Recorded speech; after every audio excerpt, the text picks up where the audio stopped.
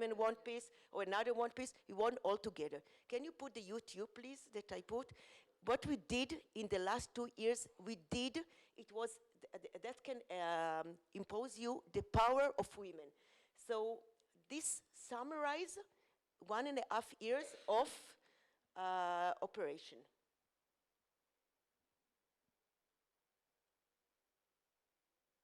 But we need voice. No, no, no. No, can you, okay. This, yeah.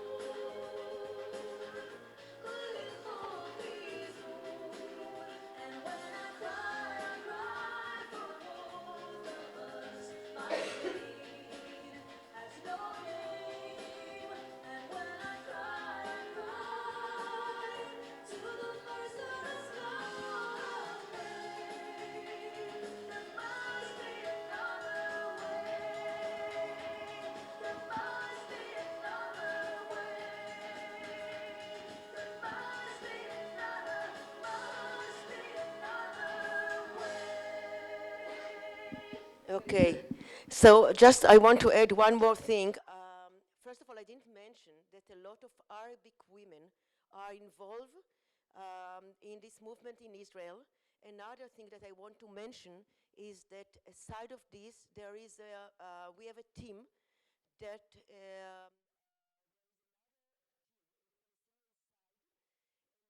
have negotiation, we meet in the weekend, and we try to figure out what we should do together in order to push, as I said, the leader back to negotiation.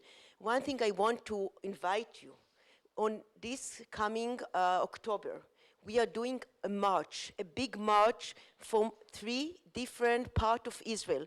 People are going to march from the north, from the south, from the center, and also a group of women, Palestinian and Israeli, are going to march from the Dead Sea to Jerusalem.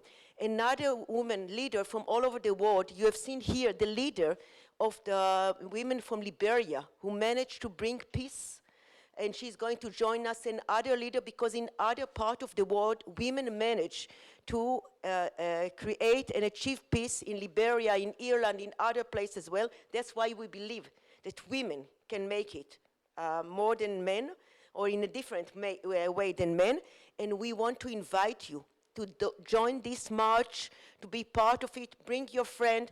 A member of the movement can host you in Israel and come and march with us in October 2016. I have flyer if you want, and I invite you because we do believe that with women we can create different different prosperity to Israel, and prosperity is the only solution for people not to fight with each other. So thank you.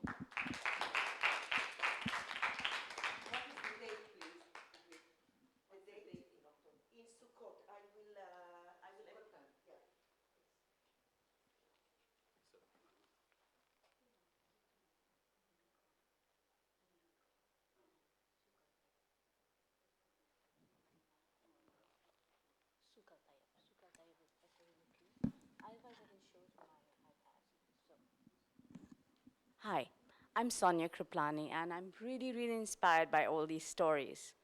I come from a totally different background. I'm a filmmaker, and I use film for change. But way before this, I had taken on another role as a CSR, which used to bring design, innovation, and soft culture to represent what cultures we came from. And I found that I was born a Hindu in Pakistan. My family was from Pakistan. We were exiled. There was always that sense of being a refugee. And I wondered what people felt when people evicted them from their own homes. And I kept seeing it all around me. India has had close to 600 such skirmishes only in the last year. And people are displaced all over the place every single day and every single time. As everybody knows, as difficult as Middle East peace, it's India-Pakistan peace. And that became the cornerstone of my journey. I was like, why is it? That's definitely not my career, it's just a personal journey. It was, why is it that we can actually look at our neighbors? We were one country, not even 60 years ago, not even 50 years. I mean, very recently, we were one country. We loved each other, we lived as neighbors. And though I'd heard a lot of bitter stories of how we were thrown out, my grandparents had never instilled, or even my parents, always told me about their neighbors in a very positive way. So being someone who was Hindu by birth, brought up by nuns, and then learned to pray on her knees because I was living in Dubai, I found I was really multicultural without knowing it. And I began looking around, and can you tell me, if you think of countries, which are the most successful cities? Which are the most successful cities? London, multicultural. Dubai, multicultural. Mumbai, multicultural, semi-multicultural. New York, super multicultural. And I realized where there's a mix of thought and flow, there's a lot going on for people. And the other thing I realized, and through my journey and research, was that the moment you're marginalized, you create terrorism. Most of the terrorists that you see, or the ones who did the Bombay bombings, and are people, most of them, not all, some are very, very calculated and cold, but most of them have been people who've been marginalized, people who come up and who have been brainwashed because they lack the education, the skills, and they have nothing to motivate them. Celebrating Cultures was born about 12 years ago. It was just a gesture between India and Pakistan, using soft culture. We all love the cuisine, we all hate each other in cricket, and we all have a passion for fashion. Ever seen an Indian woman who's woken up not all decked up? I'd love to meet her, something's wrong there. And that's when I said, you know, why not use soft culture? It was at the same time that the Indian design industry was coming up, the Pakistan design industry was coming up. And Pakistan, because of being, you know, kind of said, oh, Pakistan's bad, they wanted culture and film. Film was dead by then because of the Taliban, but they wanted fashion to actually come out and show the world the soft, beautiful face of Pakistan. And that's what we did. We brought them to India. I must say they were blocked at the entry. Pakistan bringing clothes to India. Yani, get out of there, the customs. There was one young custom officer who personally signed it.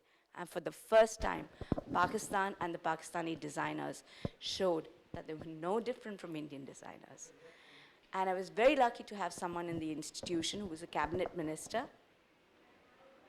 Thank you. Who was a cabinet minister and a very powerful lady. And she said, you know what, let's do a SARC summit. Half Indians, half Pakistanis. SARC. The SARC. We have, like you all have EU, we have SARC. The South Asian countries. Oh, yes, yes. Yeah. So they showcased together and people didn't know which was Pakistani, which was Indian. They were very similar. They had great, and the designers started meeting and they found grounds to speak on. And this spurred me on. But India was no more willing to host them. So we kind of said, okay, which is the other neutral country that will host both? And Dubai Shopping Festival came to our rescue and said, guess what? We're too happy to do that.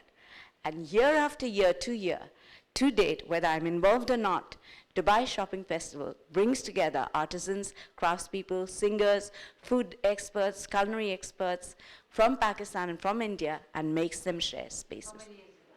It's now 12 years to that experience.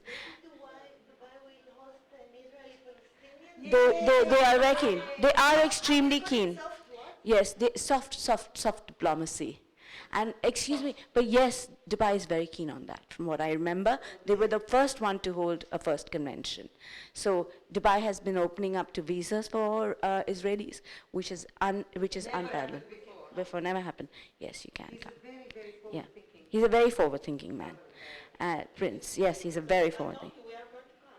It's not going to be a problem. It's going to just go through protocol, but it will definitely happen. And then it was when Pakistan had decided that they wanted a fashion week of their own, and they were going to host it. And suddenly they realized that was a conglomerate from America owned the rights to their fashion week. And because there was a big money there, they were not letting go. 5 designers crossed in through the border, smuggled in without a visa, came through. Please remember, between India and Pakistan, between Delhi and Lahore, it's just a half an hour drive to Amritsar. And nobody realized when they came in and they signed the first treaty, the first MOU between 2 countries. Overnight was signed by Passion. Designers from there to there came in, signed it. India provided all the knowledge and all the legal help to get their fashion week back and launched the first fashion week of Pakistan. Between bombs, there were bombs going outside with the Taliban, but they showcased. And they showcased and they continue to showcase 7 years down. And they built it into a sunshine industry of 400 million. And that's when I realized how important it was. And after, around the time we had cricket diplomacy. And people went around and said, you know what, these are people like anywhere else. They're not any different. We're just different by color and name and politicians. But guess what?